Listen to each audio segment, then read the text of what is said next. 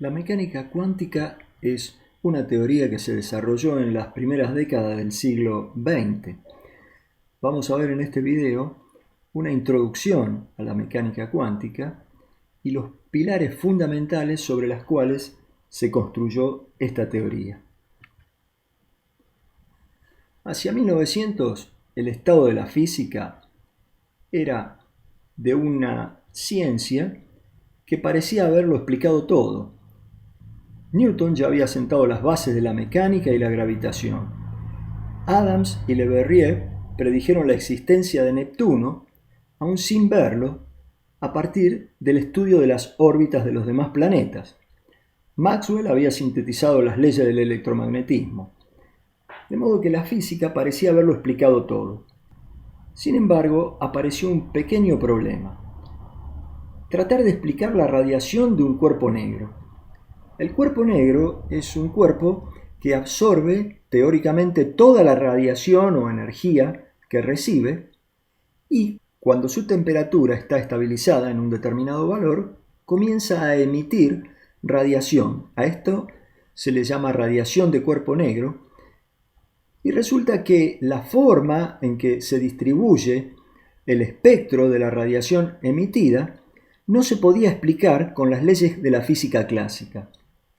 Como se ve en la figura, a medida que aumenta la temperatura, el pico de la radiación de cuerpo negro va desplazándose del rojo hacia el azul.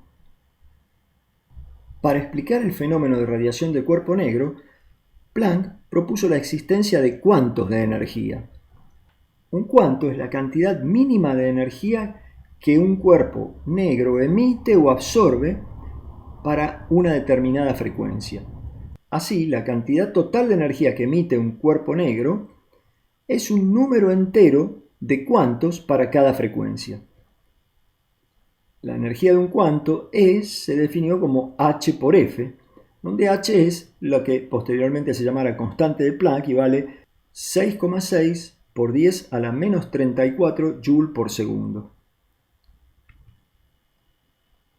Una vez que Planck había realizado la cuantificación de la energía, apareció otro efecto que tampoco tenía explicación desde el punto de vista clásico, que fue el efecto fotoeléctrico.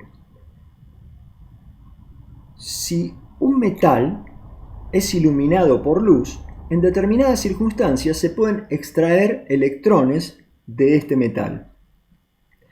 Resulta que la luz de alta frecuencia puede arrancar electrones de algunos metales aún con baja intensidad, en tanto que la luz de baja frecuencia no arranca electrones del metal aun cuando aumentemos mucho la intensidad luminosa. La luz, tratada clásicamente como una onda electromagnética, no permite explicar este efecto. Einstein entonces propuso que la luz tiene también una naturaleza corpuscular y está formada por unas partículas denominadas fotones que tienen una energía igual a h por f, justamente la energía del cuanto que había propuesto Planck. Los fotones de distintas frecuencias tienen distintas energías. Así, explicó el fenómeno fotoeléctrico de la siguiente manera: cuando un fotón incide sobre una placa de metal, la energía que trae el fotón, igual a h, constante de Planck, por la frecuencia del fotón, se utiliza para arrancar un electrón del metal y conferirle al electrón cierta energía cinética.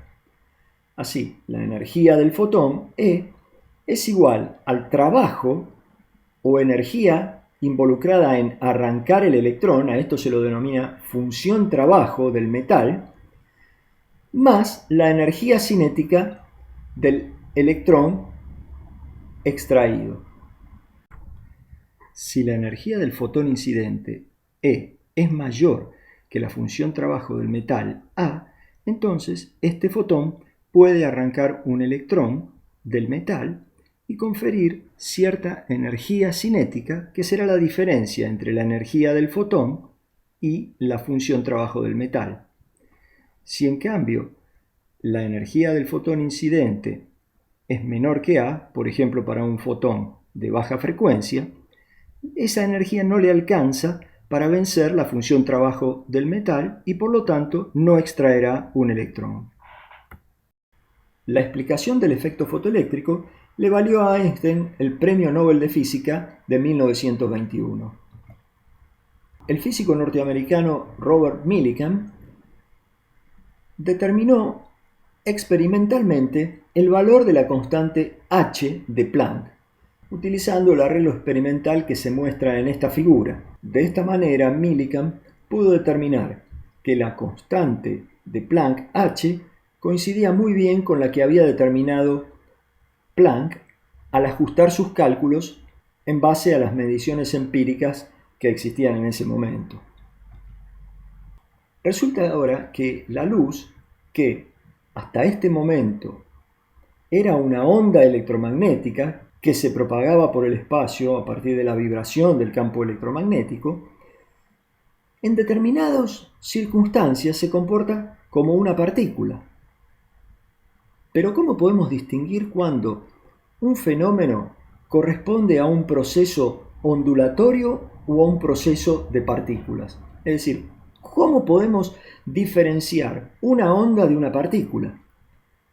Bueno, si realizamos un experimento con proyectiles como el que se muestra en esta imagen, disparando un cañón de proyectiles sobre una pared con dos ranuras, los proyectiles impactarán sobre un muro, digamos, de contención ubicado detrás, de distintas formas. Si tapamos la ranura 1, los proyectiles deberán pasar por la ranura 2 y se obtendrá un perfil de distribución o de probabilidad de distribución de los proyectiles como el que se muestra en este caso. Si tapamos la ranura 2, los proyectiles pasarán por la ranura 1 y la distribución de proyectiles será como la que se indica en P1.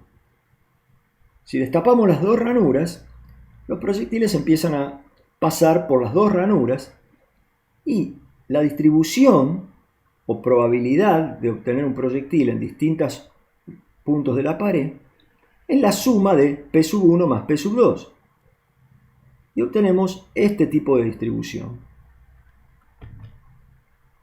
Si el experimento se realiza con ondas, las ondas inciden de la misma manera y pueden pasar por cualquiera de las dos ranuras. Si tapamos la ranura 1, nuevamente la distribución de intensidad de onda que inciden sobre esta pantalla será la que se muestra en I2. Si ahora tapamos la ranura 2, la distribución de intensidad es la que se muestra en la figura I1. Si destapamos las dos ranuras, ahora las ondas producen fenómenos de interferencia, reforzando o debilitando los máximos y mínimos, y de esta forma obtenemos un gráfico de intensidad sobre la pantalla que depende de la interferencia entre las dos ondas, la que se emite desde la ranura 1 y las que se emiten desde la ranura 2.